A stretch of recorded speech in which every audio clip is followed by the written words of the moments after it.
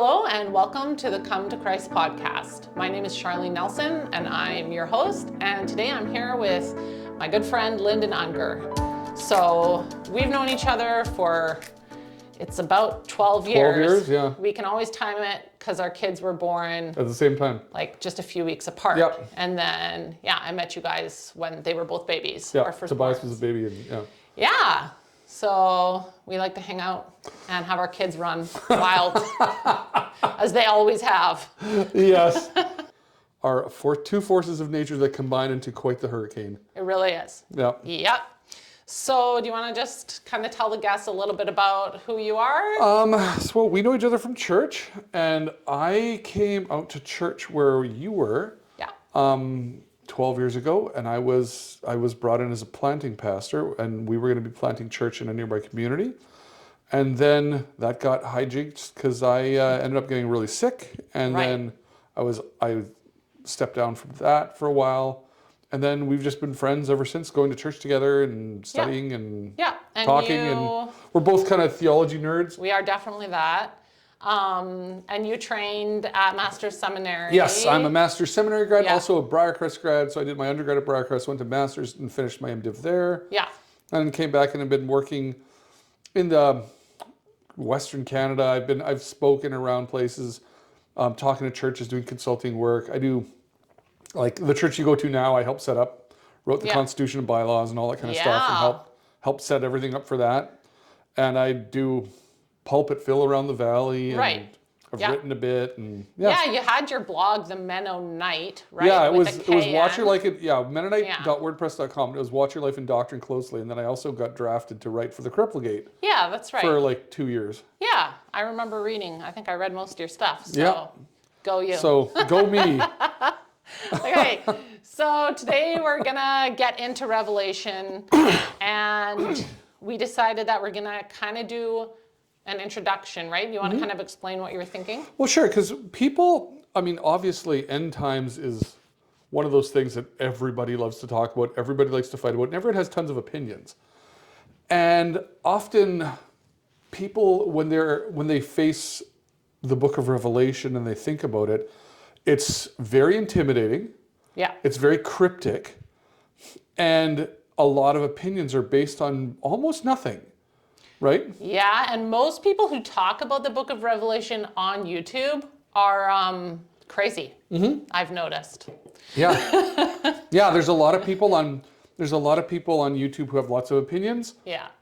And if you're breaking down the facts versus imagination, it's like 1% facts and 99% imagination. Right. So like for example, at the start of when COVID happened, people were talking about 5G and how 5G is the mark of the beast. And you're like, right. Wait, hang on, stop. Where do you get that in the book of Revelation? Right. That a wireless communication technology is the mark of the beast? Yeah. What? Yeah. And I had people, I got emails from like Europe and stuff like that from friends of mine who their churches, all of a sudden everyone's going off on it. Oh no. And they're like, wait, what? Where is this coming from? Right. So like that kind of thing tends to just breed a lot of fear. Yeah. Yeah. And of course, Revelation is, prophecy tends to be something where people who are goofy, because there's a lot of ambiguity in prophecy, they can twist it and make it seem like it's talking about this or that. Right. And if you're a teacher, like a false teacher particularly, then you can just use it to fit your own agenda. Of course. Yeah. Of course. And we see that even outside of Christianity. We see like Nostradamus. And these vague prophecies about the eagle and the peanut butter and blah, blah, blah. And you're like, oh, well, clearly the eagle is this political leader and peanut butter is the economy. And, and if these people say it confidently enough, you're kind of like, well, I don't know. He sounds like he knows what he's talking about. Yeah. And people get a ton of mileage out of end times and going nuts. Mm-hmm. They do. This is for sure, especially right now. Well, we're even in our generation. Remember May of 2012? Family radio and Herald Camping, that was the end of the world. And remember, all throughout Vancouver, bulletin boards everywhere, May 21st, 2012, the end is nigh. And I have a picture. Oh, right, it was the Mayan calendar thing? Yeah, the Mayan calendar thing. Yeah, that's right, I remember that. But Family Radio, they spent $100 million around the world putting up billboards in every major city. Oh, no. I remember crossing the border into the US, and there was a guy with a picket sign. And I said, so what are you going to do May 22nd? He's like, well, it doesn't matter, I won't be here. I'll be gone. I'll be gone, baby. And I was just like, I'll call you on the 22nd. Give me your number. He wouldn't give me his number. Oh man, that's always embarrassing. It's always embarrassing to get your what day the world ends wrong. It happens too much. So what kind of book is the book of Revelation? It does seem to me like it is a one of a kind in the Bible. I don't know if I'm wrong about that. Well, that's the thing is it's a book that is, there's not a lot of books that are basically all vision. Right. Revelation is all vision, but what there is, when we think of prophetic, but it's like a vision. It's a vision of John on the Isle of Patmos. Yeah. But there are other books with significant visions, like the book of Daniel. Right. And so the thing is, people will come to Revelation and there are serious disputes about what type of literature it is. Okay. But in Revelation 1:3, what does John say? Blessed is the one who reads the words of this prophecy. Okay. Right? So that explains pretty easily. It's John calls it a prophecy, right? It's a prophetic book. Right. Okay.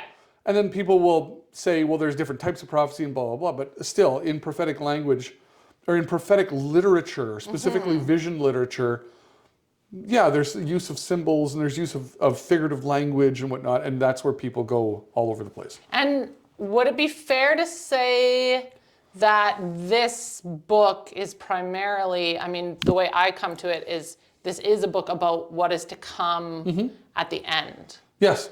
It's not about what's to come like immediately right now at the time when it was written. Right. And then of course there's disagreements. Yeah. So for every position you have, there's somebody who disagrees.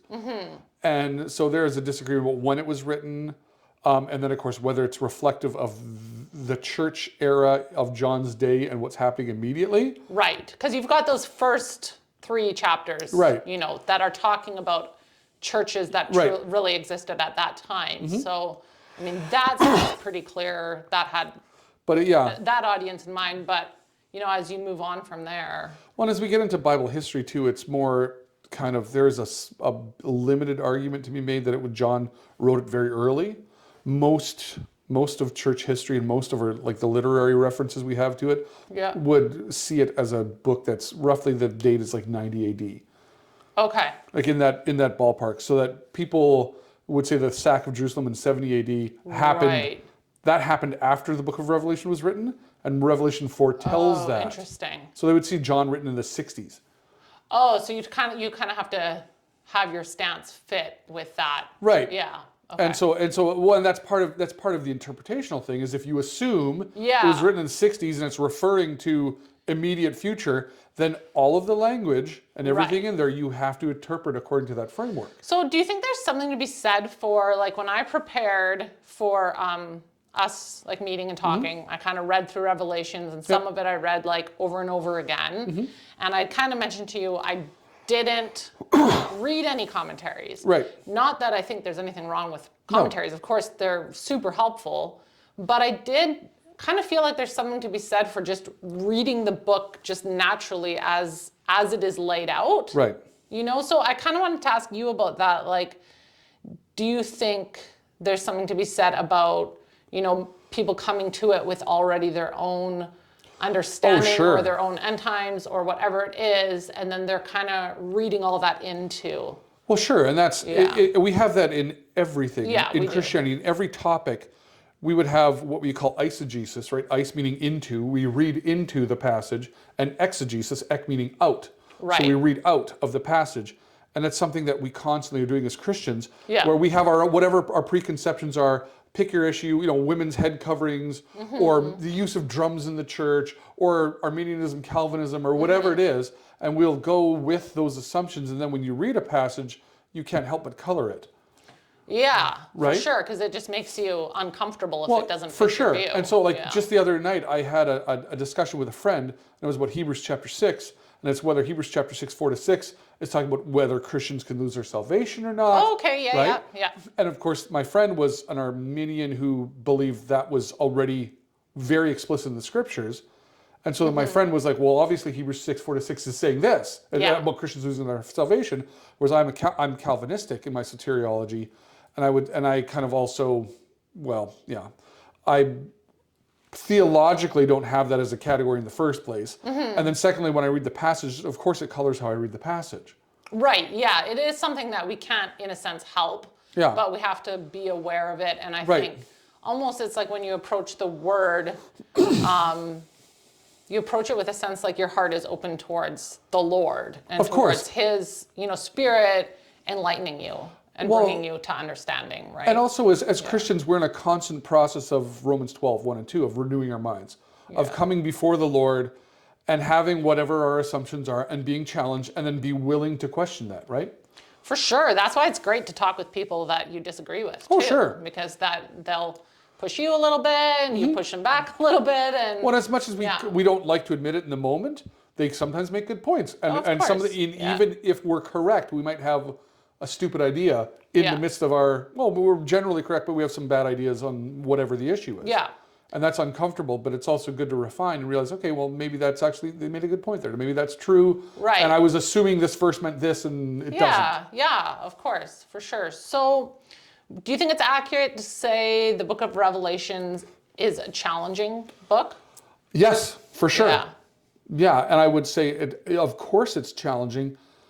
And there's a reason for that, right? Like Proverbs 25:2 says, it's the glory of God to conceal a matter, and to search out a matter is the glory of kings. God is glorified in things being hard. Right. Because God's smarter than us. Right. Right? Yeah. Yeah. And when we come to something and it's not slap in the face the obvious, and we're like, oh wow, I don't understand. I don't get that. And then you struggle and you work at it. When you come through that understanding, you're like, oh wow, this is complex. Yeah. I get it, but it's not easy. Right. And you get a greater sense for, wow, God's really smart. Yeah. Right? Yeah. But then secondly, like we see in Jesus, in his ministry, you have a time of like in Matthew where Jesus goes and he has, in Matthew 13, where he has the parable of the seeds. That's when he starts his parabolic ministry. And so then Jesus starts talking in parables. And then his disciples ask him, why are you talking in parables? And in Matthew 13, he says, well, it's because it's to fulfill what Isaiah said. Right. May they be seeing but never understanding, hearing but never understanding. Yeah. And he says, it's basically the secrets of the kingdom are given to you, my disciples. Right. It has to be revealed. But it's concealed to the Pharisees. Yeah. And so God does get glory from making certain things hard to understand and concealing them. Because it's not the truth, just not given to everyone. Right.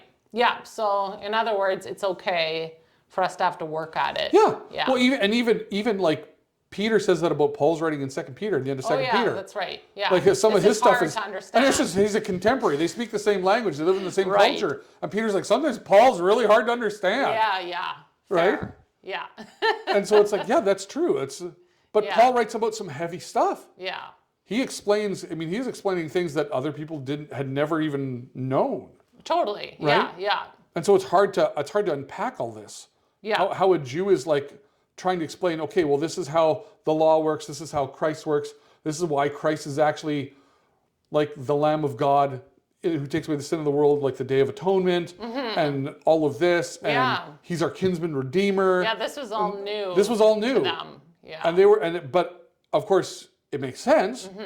It's like, wow, I didn't realize that about the Messiah. I thought he was just going to come kick Rome in the butt and then we're all going to go back to basically ancient Israel where we had the temple and everything. Well, I often think it's interesting how like the Pharisees and scribes or whatever, they had so much prophecy about Jesus. And then yet when he came, they didn't recognize him. And I sometimes wonder if it'll almost be a similar situation in the book of Revelation. Oh, of course. Right? Where it's like you receive so much knowledge and so much information about this, and then somehow when out comes 666 and people are just like, yeah, put that on my forehead or whatever, right? Well, sure. And it's like, how did you miss it? But people just get lost, I think, in their own interpretations. And I didn't mention this when we talked a little bit before, but this is something that I learned this past year as I was teaching Sunday school. I'll try to do this really quickly. In the Bible, you have light and darkness, right? And the idea of light and darkness. Light, often like he is a light into my path, that kind of idea of God is the light of my soul, and he brings light to our souls. light often is metaphorically used, not metaphorically, but as a figure of speech used for gaining understanding. Okay. But darkness is very frequently used as a figurative language for confusion. Oh, interesting. And in the New Testament, you have hell, but hell is also called the outer darkness. Yeah. That idea of outer darkness is a place of confusion. Right. Yeah, that makes sense. And confusion is a divine judgment. Right. Yeah. That people who have been given, I mean, look at the world we live in. On our phones, we have more good books and information. The truth about God, it doesn't matter what country you live in these days. There's a Bible somewhere in your language on an app. You have access to it. And yet, what are people doing with their phones? It reminds me, I think it's Romans 1, right? They became futile in their thinking. And their foolish hearts were darkened. Yeah. I ended up in Sunday school. We did a full week of we did 4 weeks of talking about the kingdom, and one of the sidebars was the metaphor of light and darkness, because I stumbled across it as I was studying, and it's actually alarmingly consistent in the Bible. That's really interesting. Yeah. Yeah. That and you have to actually go through it, and that'd be a separate topic to talk about. But it's a judgment of confusion, and that darkness language comes up where God veils the minds of people. Right. It's honestly really sad. Like, it is. And the book of Revelation, as much as there's brightness and there is obviously great hope, it's also tremendously sad, right? You realize how many, like, what really we're talking about. If Revelation in a straightforward way says what it says, what does it mean? Billions of people die. There is colossal suffering that is worse than anything in history. Yeah, the judgment is truly like terrifying. And it is the judgment of God, and it's God's vindication against mankind. Because what else do we have in Revelation? The two witnesses who are wandering around, preaching to everyone. We have angels shouting the gospel, flying around the whole time. Right, and people are just like, actually, I love my sin and I love my darkness. And, and they're just in the light of that all. And then what? Even with the two witnesses, these guys who go around, they have biblical plagues. Yeah. Right. They're spitting, like they're shooting fire, like basically like a dragon. Yeah. They're causing plagues, drought, famine. And what happens when they get killed? It's a global holiday, and everyone gives presents. Rejoice. Yeah. What does that tell you? They just leave their bodies out. They leave them on the street in the modern era, and then it's like Happy Dead Witnesses Day. Yeah, it gets pretty dark. Yeah. It gets pretty dang dark. You think of like how crazy the world would be at that point. Yeah. That the whole world celebrates that these obvious men of God are slain in the street. Yeah. Yeah. It's when I read it, one of the main things that actually stood out to me this week was that it's a very satanic time period. Right? It's like this is a time of sorcery and just wickedness. Yeah. And the repetition in Revelation of even after this, the people didn't repent. Right. This obvious judgment. Yeah. Right? Yeah, it's totally mind-blowing. Yeah. And yet it kind of just shows us how dark it really is. When it's God vindicating his justice. Yeah. Of saying, I gave you guys every opportunity and every evidence, and yet you didn't care. Yeah. Like you hear about atheists who say, well, where's the evidence? Well, if God was real, why not this? Why not that? In Revelation, God's going to be showing up all over the place every stinking day. Good point. Yeah. And then they're still going to be like, nope, not enough for me. Yeah. Why did I stub my toe? If God was real, I wouldn't have stubbed my toe this morning. Lord, where are you? And it's, there's going to be angels in the sky and witnesses. Okay. The calendar's going nuts. The moon disappears. The sun disappears.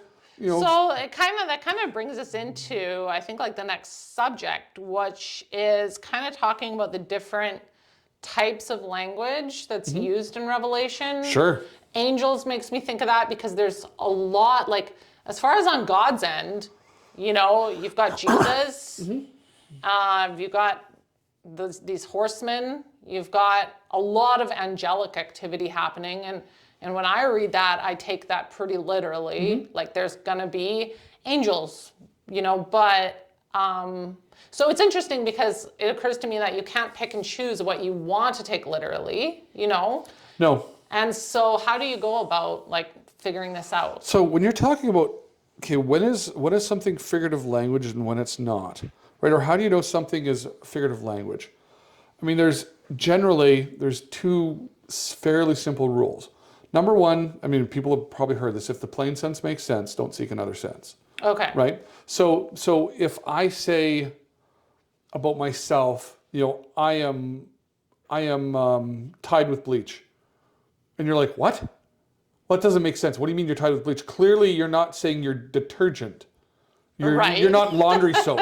Right. So clearly, when you say I'm tied with bleach, that's some sort of idiom or metaphor or something. Okay. Because it doesn't make sense. Right. Because normally people would talk like that. Like, hey, how was your day? And you're like, my day was tied with bleach. And you're like, wait, what? You need to explain it because that's not obvious. Right. It's whereas of course we have, if you're talking in a non-idiomatic way or a non-figurative way, like, how was your day? My day was good. Right. Well, that's obvious. Right. That's a common way people talk. Or even, my day, it's like, well, my day went down the crapper or whatever. Like, you can have whatever figurative speech it is, and you're like, okay, I understand that. But so if the plain sense is nonsense, then something's up. Okay. Number two, the Bible frequently tells us. Like in Daniel, you have the Daniel, all the visions of the beast and everything. And what does Daniel do? He goes to the angel. What is that? And the angel's like, well, let me tell you. Right. Yeah. That happens in Revelation too. Yeah. Where John's just confused. He's like, what am I looking at? Yeah. And the angel's like, well, that's this. Let me explain it to you. Right. And often we gloss over that or forget about that and think like, what is this stuff? Yeah, we just get lost into maybe one chapter. Yeah. When it's like, actually, you probably need to read 4 or 5. You need to read like all the surrounding stuff because eventually it kind of fleshes itself out. Yeah. Well, and then I guess there's also, we'll have to talk, I mean, we can talk about this a little bit, but there's also the like Revelation at the end of the Bible comes as the kind of capstone of the rest of biblical revelation. And there's lots of Old Testament background. Yeah. And there's a lot of figures of speech, idioms, a lot of theological background that makes sense. So, I mean... So cross-referencing, in other words, like cross-referencing, could be an important thing to do. So, the example would be, like, people say, like, you have sevens. So there'll be 77s or sevens. Right. In Daniel, you have that, and you have that in Revelation, where like they have the idea of the 7-year tribulation, but it's the language is actually just a 7. Okay. But when you're like, okay, well, hang on a second, what does that mean? When you go back to Leviticus 25, the weeks of Jubilee, they're weeks of years. Okay. So it's sevens, that idea of sevens as a idiom for a 7-year period. That comes out of Leviticus. Okay. Right? And so if you don't know that, then you're like, well, 7 could be anything. And then all of a sudden people get into the number game with like, 7 means this and 7 means that. Right. But you realize when it's a specific time reference, 7 is used multiple times in the Old Testament as a grouping of years. And that's how they calculate the year of Jubilee. It's 7 sevens, 49 years, the 50th year is the year of Jubilee. Right? Yeah. But that idea of using a 7, like just the term 7, as shorthand for a group of 7 years. So what would that be called that would be a category? That would be an idiom. That's an idiom. Yeah. Okay, because you were telling me there's a difference, like before we started filming, there's a difference between an idiom and a metaphor. I didn't bring it out here. But if you want the book for all the figures of speech in the Bible, it's a guy named E.W. Bullinger. Okay. And it's figures of speech in the Bible, and he goes through all 296 of them. Oh, cool. So if you just want it's a reference. It's not a sit down on the toilet and read it. It's a reference book. But it's really handy. And simile, right, a comparison using like or as. Yeah. I am like a Ferrari. Right? Okay? Or you could be whatever. I am like a sewing machine. Yeah. Metaphor is without the words like or as. I am a sewing machine. Okay? An idiom would be using a word or a phrase that it references something else that's commonly understood, but it's not a comparison. Okay. I have a weird question for you. Give her. Now I wish I had the reference written down, but you might kind of know. So something I thought of that's interesting is like Jesus, he resurrected as a man, so he remains in his body as a man. But then in the book of Revelation, you have some interesting descriptions of Jesus, like he's standing as a lamb, like he's slain. And then there's other ones too, like, isn't there somewhere that it says he has horns or something? Well, a friend of mine, one of my good friends and I had a disagreement last week about the sword coming out of his mouth. Right. And so it's like, and my friend was saying, well, I don't have a problem with Jesus having an iron-bladed weapon coming out of his mouth. Okay. Right? I said, well, I don't need to have a problem with that either, if that's what it is. Right. But the thing is, the sword of his mouth, the idea of the sword of your mouth, that comes out, like Isaiah's described as that too. Right. Whereas it's an idiom for saying that there's power that comes out from him. And it's his words are his power. Yeah. But and the idea also that like the Lord, he speaks and his enemies die. That comes out of the Old Testament, right? Right. Where and like we never see God using weapons in the Old Testament except for one place. And it's in the flood. Oh, okay. Right? Yeah. And it's the rainbow is actually a bow and arrow. Like it's his ranged weapon that he uses to destroy the earth. And other than that, he doesn't have weapons except for his tongue. Okay. Right? And so the idea is like, yeah, Jesus could, I mean, he has a real body and he's in a glorified body. Yeah. And he might have like a scimitar coming out of his mouth. Yeah. But it's probably more likely that that's a relatively common biblical idiom for the power of his words. Yeah. Because my thing that I thought of is like, as far as my understanding, I mean, this is a bit of a fringe subject, so you might not even know off the top of your head, but like, I think because Jesus rose as a type of us in a resurrected body, like we're going to have. He's the first fruits, yeah. Yeah, I don't picture that as a body that is changing forms. No, because when he came back, he was a normal person still. He looked like a person. Right. He ate fish and he, you know, he wasn't like, I mean, they didn't recognize him, but it wasn't because he was physically like some other person. Right, yeah. He wasn't suddenly like Vietnamese when he came back. Yeah. So yeah, it's just interesting as you like read the book of Revelation and you're kind of trying, it almost feels like you're trying to solve puzzles sometimes. So it's helpful if you can understand like some tips, you know, on how to do that, right? With a lot of the language that's questionable, I mean, number one, you look for explanation that's in the vicinity. Yeah. Number two, you're going to write down what it is, and you're going to search through that in the Old Testament, and very often you find it. Okay. Right? Yeah, that's a really good point. So looking for cross-references. Cross-referencing, like for example, you see the mark of the beast written on the right hand of the forehead. Right? Yeah. You see that in Leviticus, the priest has on his right hand and his forehead, it's holy to the Lord. Okay. Right? And then what did I read? Yeah, it's in Exodus 28:36-38, and is Ezekiel 9:1-6 talks about that too. Okay. The people receiving marks on their right hand and their forehead.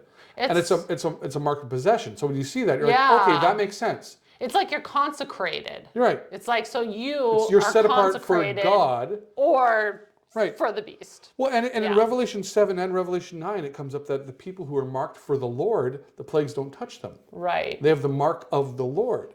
Right. So then when you get to the mark of the beast, yeah, it's the people who are basically unbelievers. Okay. They're set apart for him. Yeah, and we had talked about like next time we can get into some like specific kind of examples of how to do that. But that's just a real simple, quick one. For sure. And then can you explain what's meant?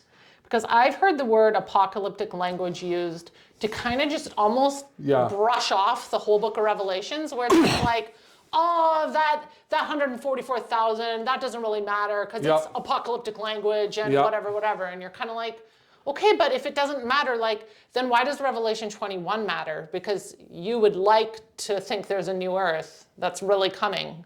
You know what I mean? I hope this isn't as good as it gets. Right. So it's like, how do you get to say, you know, you can't just write it off because it's apocalyptic language. I don't really know where people are coming from with that, but. Well, okay. Well, when we get into that, the question of apocalyptic is, by some scholars who have big names, seen as a New Testament biblical genre. Okay. So apocalyptic is a specific type of prophetic literature. Now, they will say that that's and what it in practice what that means is apocalyptic is metaphorical. Okay. Right? And so you can basically grab anything and just say, well, it's a kind of a magic wand. It's apocalyptic. Okay. And then you can just wipe away whatever you want. Yeah. When you get into apocalyptic, though, if you kind of dig, apocalyptic, that started as a genre in the time between Malachi and Matthew. Okay. So it's called the intertestamental period. Yeah. Right? In that time, you had several things happen in Israel. Because, of course, they come out of the Babylonian captivity, they go back to the land, they rebuild the temple. Israel never gained its King Solomon, King David, that level of kingdom where they were the center of the Middle East, victory everywhere. They kept getting raided and banged up by the Greeks and by the Romans. And there was a question of, okay, in that intertestamental period, why are things not the way that we thought they would be? And what they're looking for, am I right, is like a warrior type king who's going to reset up like the throne of David. They were expecting the throne of David and the kingdom of David. Okay. Where they went to war and beat everyone. Yeah. Solomon had a reign of peace because they'd conquered all their enemies. Right. And the third thing that came up was you had literature that was trying to explain why we are not where we are. Okay. Because there was this cultural constant discussion and battle about why things are not back to where we think they would be, where we're back to the way things were in the kingdom of David, where we're beating everyone, we're blessed, we're wealthy, we're the head, not the tail, you know. And so then you have apocalyptic literature. Now, the problem is, in that period, there was no prophets, and everybody knew it. Right, yeah. Right? Because when Jesus comes, they're like, and when John comes, they're like, hey, a prophet! Yeah. Right? And it's like, this is great, because this means something's happening. Yeah. Right? That's why Zechariah in the temple, when he hears that Jesus is coming, he just freaks out and starts bawling. Yeah. We've all been waiting for this. We know God's got something coming. We just didn't know when and what. Yeah, exactly. But in the intertestamental period, you had all this literature that was coming up and explaining why we're not where we are. Okay. And it was, when we talk about it was apocalyptic literature, it was prophetic literature that was highly symbolic. But another thing is it was pseudonymous. So it was people in that era writing, and they were claiming to find hidden books of Moses. Oh, wow, interesting. Hidden books of Ezra. Okay. Right? The wisdom of Solomon, wisdom from Solomon that was handed down. Oh, and we found it, and this explains everything. Okay. And of course, cheap answers and easy answers sell, right? Okay, so that term, and so apocalyptic language, kind of, it originally referred to that. That's where it comes from. That's where it comes from. Right, okay. and it was and so these guys all had these visions and quote unquote prophecies, or it was visions that were apparently attributed to Moses, Ezra, whatever. Interesting. And then they found these books and they wrote it, and it's pseudepigrapha is what it is. Do people still are there cults and stuff? Sure. Who are into all that? Oh yeah. Interesting. If the answer with Christianity is there still someone crazy? The answer is always yes. Someone has turned it into a cult. Yes. Yeah. And so, and it was highly symbolic language, right? It always made vague predictions. Okay. And it was also the interesting thing is that a lot of the predictions all were ex eventu, which means after the fact. So they would claim it's from Moses, and it would predict something that happened 200 years ago, and they would say, "Oh, here we go. See, Moses predicted this," and then they would say a bunch of stuff about now, and God's going to restore us, and God's going to do this, and just you wait, and blah blah blah. Oh, that sounds familiar if you've ever been in a Pentecostal church before. It's always, a new season is coming. Yeah, exactly. Yeah. And that was happening then. Yeah. But they never predicted the actual distant future. It was always the immediate, God is about to do something. Okay. And this is what's going to happen. So does this have any bearing, really, this term, on the book of Revelation? The thing is that when people talk about apocalyptic, like Revelation's apocalyptic, you're like, hang on a second, stop. It's a genre of fake books of the Bible written by charlatans. Okay. So you don't really want to ascribe Why do we give a care to what those clowns say? Right. And then why do we take that as some sort of interpretive grid for actual scripture? And apocalypse isn't a word in the Bible, is it? Well, it is, yeah. It's like apocalypsis is a revelation. Oh, it is? Yeah. Oh, so wow, that's interesting. I didn't know that. Okay. So it's revealing, like uncovering. Oh, okay. Right? So it's, and so Interesting. the thing is with the apocalyptic literature in the intertestamental period, I mean, what do we have? We have books like Assumption of Moses, 4th Ezra, 2nd Esdras, the Apocalypse of Baruch, right? Enoch, Jubilees, those books. Oh, okay. And they're all pseudonymous, and they claim to be unveiling why we're at the spiritual state we're at. Oh, interesting. Right? And it's because, well, Moses a long time ago predicted this and this and this, and then he said this would happen now. Okay. But I don't put any stock in Apocalyptic because it's written by a bunch of circus clowns. Okay. Like, it's a bunch of frauds who were trying to, it was basically like the 3rd century or 2nd century BC version of Your Best Life Now. Okay. Right? And it's like, well, this is garbage. Why are we paying, and of course it wasn't included in the canon. Okay, we talked about, like you and me were wanting to talk about this idea of when is a number, when does it actually just mean what it is? Yes. And when can you say, well, no, that it doesn't actually mean the number 7 or 24 or whatever number you go with, right? Yeah. So there is, I mean, the question of, you hear people all the time talk about symbolic numbers, right? 7 means this, 40 means this. Like, 40 is a time of testing. And 7 means something is holy to me, or perfect. It's often, it's more so a new agey thing to me. Well, it's, yeah. A lot of the time when I hear the real question is why. Yeah. Right? Because I can go off and say, well, the number 16 means the Holy Spirit. And then if I say it really piously, you're kind of like, oh, well, he sounds like he knows what he's talking about. Yeah, but why? Where do you get that from? That's the question. And people don't ever show their hand as to where they get that from. Yeah. So then the question is, when are numbers numbers? Right. Right? Because and that's a question I don't hear a ton. Is people just throwing out, this is a symbolic number. Yeah, but why? And when is it a number? How do you know? Right? So very simple, I think in the Bible, you can tell something is a number when it's expressing a quantity. Okay. Right? Yeah. That's kind of what numbers do. Yeah. Like it's this many, what do you call it? Not furlongs. I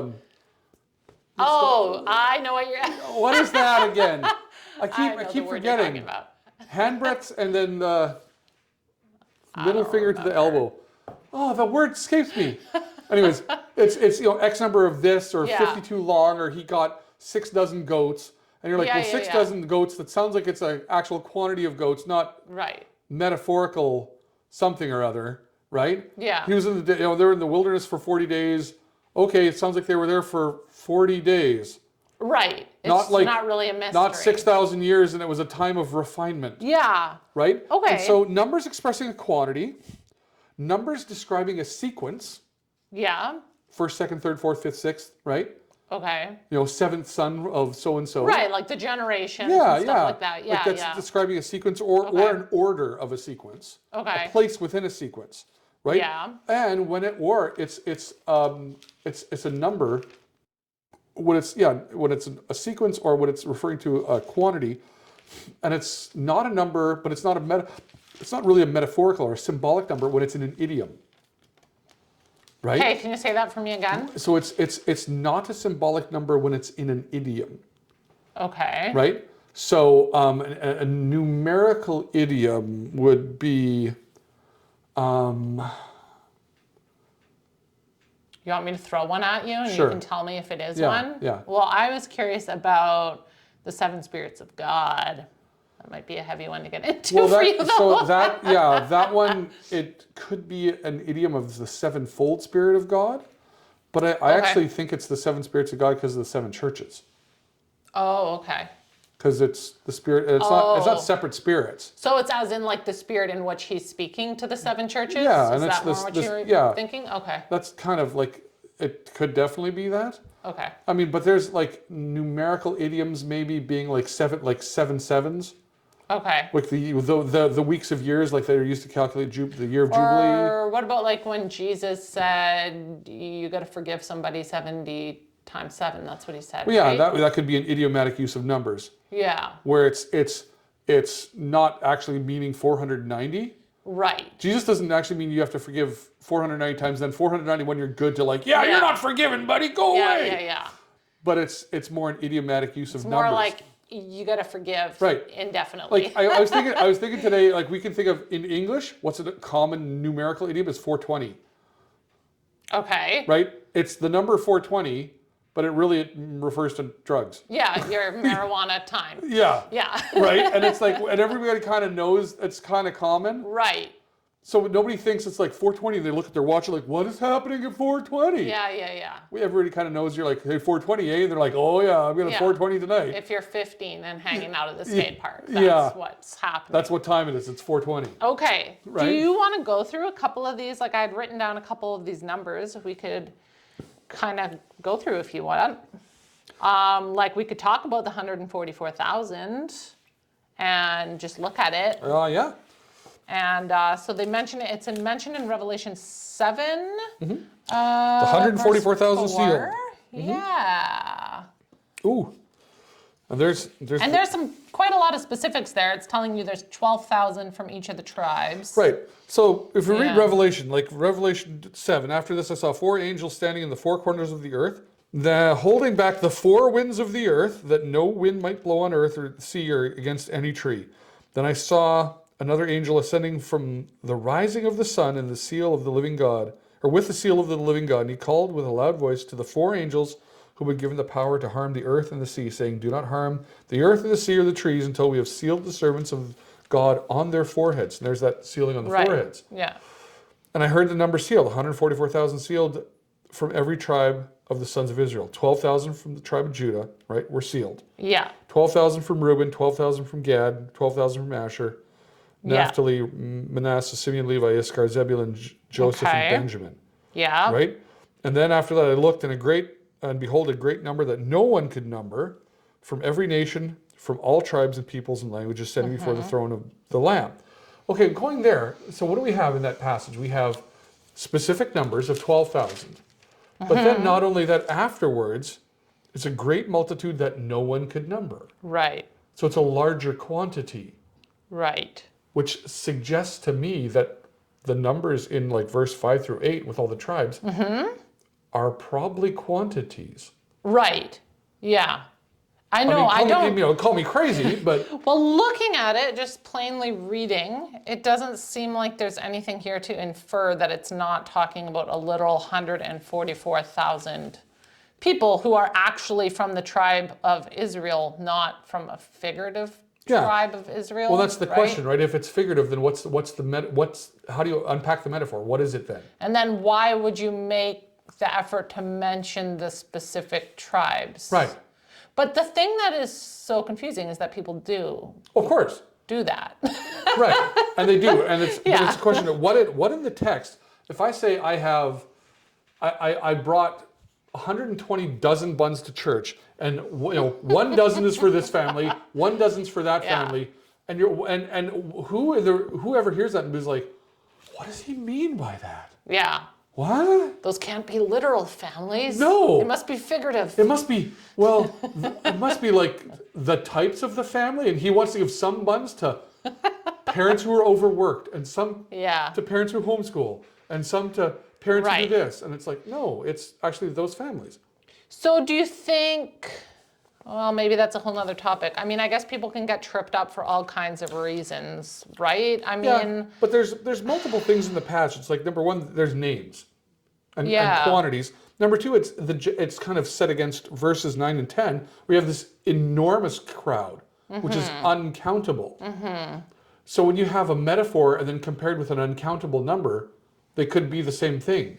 Right, and these people, they're from Israel, they're from the tribes, and these people, they're from every nation. Every nation, every tribe. So you kind of have this distinction here too. So it doesn't seem like the text seems specific. It doesn't seem like they're lumping everyone together. They're like, here, these are the people from Israel, these are the people from every other nation, right? Yeah. But do you think sometimes it comes down, like I think it requires faith to believe that Revelation is saying what it's actually saying. Yeah. Right? And honestly, I'm going to step on serious toes here, but honestly, there are people out there who have a lot invested in it not meaning what it means.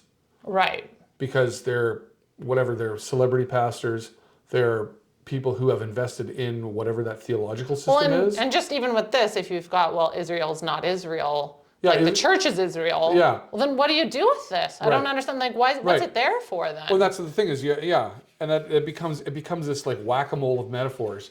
Yeah. Where you never kind of are sure if you've got them all, because Israel might not be Israel. 144,000 might not be 144,000, and 12,000 might not be 12,000. But then it's like, well, hang on a second. Then the four corners of the earth, that's a metaphor. The four winds of the earth is a metaphor. See, for me, the wind itself could be a metaphor. Right, and like to me, it's just there's almost like a sadness to that, because then, like I said, how then can I have assurance about anything else in a sense, right? Right. Yeah. I don't know. I tend to think the Word of God is saying exactly what it means to say, right? So what's another one? I thought it was an interesting one in Revelation 11:11 because it was so specific. It was the only one I could find that it was 3.5 days. So I forget what was going on there, but I was like, that is just so specific. Oh, it's the two witnesses when they die. Oh, okay. How long was it? How long they were partied lying for? in the street. Yeah. Oh yeah. Well, the people partied. 3.5 days. 3.5 days, right? Isn't that funny? Like, it's just like, okay, God really decided to just give a very specific number there, you know? And then the other one I noticed that was over and over and over again in Revelation is when Jesus finally, like once and for all, defeats, well, actually, I think it's Babylon. He says it does it in an hour, you know, and he says it over and over. In 1 hour, they fall. And it's just like, and they're done, you know, and I tend to think it means in 1 hour because he repeated it over and over again. Sure. And if it's not a metaphor, what's it? If it is a metaphor, I mean, what's the metaphor? Right. That's a good question. Yeah. And that the thing is there is when you read commentaries and you read other people, nobody agrees. Which tells you there's not a method to it. Right. With math, there's a method. Right. Everybody agrees that 2 + 2 is 4, 5 × 5 is 25, and the square root of 36 is 6. Why? Because there's a method. Yeah. There's a rhyme and a reason to it. Right. With this, there's no rhyme and reason. That's why everybody has so many different answers. Right. But if you take it straightforwardly and say, okay, well, hang on a second, is this a quantity? Is this a sequence? Or is this an obvious idiom? If it's none of if it's none of those, then okay, then maybe it is. But then you've still got to figure out, okay, what's the metaphor for? Like, what would be the point? I mean, and it just What seems like, to me, the point is that God can do anything as quickly as he wants to do it. Like he's powerful, and he. Well, but it's not even a metaphorical meaning. It's just like this is what it is. Takes names and kicks butt in 1 hour. Exactly. Because he's Jesus. Yeah. Right, and it's like, well, it's the same thing like when in like 2 Kings 19 when he killed 185,000 Assyrian troops in one night. Yeah. Well, because he can. Okay, one last one for you, Lyndon, because we only really have time for one more. Yep. And I got to be honest, I'm not super familiar with everybody's eschatology. I don't know all the things. You don't have to be. But but the 1,000 years, the 1,000-year reign. Revelation 20. So maybe, because we could talk all about that, but maybe just like getting into, do people have different beliefs on whether this is an actual 1,000 years? Of course. Oh, okay. Yeah. Okay. Yeah, because and people will, I mean, on a popular level, people will go like to 2 Peter or 1 Peter. Right, with the Lord, a day is like 1,000 years. And 1,000 years is like a day, right? Yeah. And it's like, well, okay, but that's saying is that God is patient and time is not the same to him. Right. That doesn't mean that that's not here. Yeah. It doesn't say that here. Right. Yeah. That's part of the issue when we're reading the Bible too, is we have to first dig through the passage at hand. And if you come out completely stark raving clueless, maybe then start looking somewhere else. But people just beeline and they play like word association games where the 1,000 appears in Isaiah, and then it appears in here in Daniel, then it appears here in, let's say, Luke chapter 8, and therefore it means blank. It's kind of like you're looking for a hidden message or something. It's honestly, it's like, what is those farm games with the animal sounds where you pull the cord? Oh yeah, and it's like, it's just like, okay, well, it just spins around like, yeah, what do we say? It's like playing exegetical spin the wheel. I think like I was talking with a friend about this recently, and I was saying like, again, it just requires faith, because the fact about the book of Revelation is it's like fantastical. Yeah. Do you know what I mean? It's very supernatural, because really there are very supernatural things happening here that we don't see during this time period. We don't see like 100-pound hail falling from the sky, and we don't see, some prophets with some fire coming out of their mouth, like all of these things. And it takes faith to be like, oh, Satan's going to be bound for 1,000 years in an abyss? Okay, that sounds crazy, right? Like if you just think about it, it's like, that sounds crazy. But do we have faith that the word of God means what it means, and that God can and will do the things he says he's going to do? Right. Well, and also it's like literarily, just even in the passage, you have lots of different times mentioned other than the 1,000 years. Right? So for example, in like verse 2, he sees the dragon, the ancient serpent, and who is the devil and Satan. And well, even there, like he sees the dragon, who is the ancient serpent, who is the devil and Satan. Yeah, so we know who the dragon is. He tells you who he's talking about. Yeah. If he's not trying to hide that. Yeah. He just says, this is what it is. Right? Yeah. And he threw him in the pit and shut it and sealed it over, and Satan and bound him for 1,000 years. And threw him in a pit and shut it and sealed it over him, so he might not deceive the nations any longer. Okay? That's also a temporal idea. Right. So it's a cessation of this. Right. It's not a metaphor. Yeah. Right? Yeah. He was doing this, now that stopped for this amount of time. That's a quantity. Yeah. That's normally how you talk. If he wasn't trying to express a quantity, how else would he say it? Right. What's the alternative What's there? the other way you could do that? There is no other way. It's kind of like, but then what would be the point of just saying 1,000 years? Well, then There's it says in the next clause, and after that he must be released for a short time, a little while. A little while. That's again a quantity. Yeah. So it's common quantity language, and the thing is, in that language, there's one little snip, which is a quantitative period. It seems like it. And it's like, but hang on a second, do you talk with your husband like that? Right. What do you want for breakfast? I would like some Cheerios with some milk, some toast, and peace in the Middle East on my toast. What?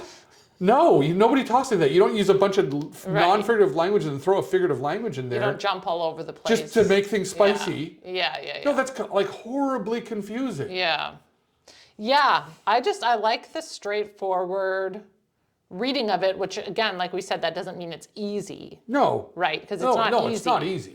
But and it doesn't mean that our interpretations are all correct. No. I mean, really, when I think about it, do you think that, I don't think there's anyone who has the whole book of Revelation figured out. Like, I don't think there's anybody who does. Probably not. Yeah. I mean, but there are people who are definitely probably fairly close. Yeah. But I mean, it's also, I don't think there's any part of the scriptures that we fully get. No. Even in the simplest, the simple passages. Yeah, exactly. That's true. Yeah. I mean, there's a level of depth there, but as far as the meaning is just what the meaning is derived from the language. Yeah. Okay. The significance and theological depth is separate. Yeah. And is the book, is it fairly chronological, as in the order of events? Basically, yes. Fairly, like pretty much is the feeling I got. I mean, it's from the revelation reading it. of Jesus Christ, so that he's opening the scroll, and the scroll with 7 seals is a deed. Yeah. Right? It's like he's getting his inheritance. And then as he opens it, at the last seal, then you get into all the different judgments. And as he opens that last seal, there's just judgments and judgments and judgments and judgments, which is Jesus inheriting the world, fulfilling his promises to bring justice and to bring, like in 2 Thessalonians, to bring to the day of vengeance. Yeah, of to our bring God? vengeance, to bring persecution on those who persecute you. Okay. Yeah. Right. Yeah. And Jesus is paying back the enemies of Israel, and the enemies of himself. Mm-hmm. And then there's the giant battle. He wins, and then he takes the reins and rules for 1,000 years in Revelation 20. Yeah. Right? Yeah. And then that's the restoration of Israel. That's all the promises of Israel are met. And then that kingdom, which would be the millennial kingdom, then Jesus just hands the keys to God the Father. Yeah. And it keeps going on into the eternal state. Yeah, it seemed to me, like reading it, like this is following a fairly, maybe crazy, but still, don't mind our alarm telling us we have to wrap it up soon, but a fairly like a natural order of things that is kind of just unveiling It's not like it's jumping all over the place. Well, no, and it you can't doesn't read like that. follow it. It doesn't read like that. Because you have sequential language too. Yeah. After this blank. Right. And it's like, after this, we go back in time. No, it's not like that. Yeah. Right? Yeah. That's not the natural way that people talk. Yeah. You never say after and what you mean is before. Right. Yeah. Unless it's some weird, clever, like Hollywood movie or something, right? These are some pretty straightforward things, but super helpful. Yeah, and you're welcome. It's actually the book of Revelation is often far less cryptic than people think. And we've almost forced ourselves into making it more difficult than it has to be. Right. Yeah. Okay. Well, that's awesome. I'm excited to talk with you next time about getting to some specifics. Yeah. We can talk maybe about some actual metaphors in the book of Revelation. Sure. And you Get can into the standard mark of the beast stuff and who's the Lady Babylon. Yeah, and touch maybe the idea of 1,000 years a little bit more and some ideas of that. Tell me whether or not wormwood is a meteorite. I want to know. And whether or not the horses are Apache helicopters. Oh, geez. The helicopters that come out of the abyss, right? Yeah. Okay. There's a secret military base or something under. I know. Isn't that G.I. Joe? It's There's a military base in the desert underground and the helicopters come out. where it's held. You got it. Yeah. So, okay. Well, that sounds good. Let us know if there's anything you would like us to talk about next time that we meet. And we would love to try to answer some of your questions. Thank you so much for listening. And I hope that you have a good day. Goodbye. Bye. Slightly goofy outro.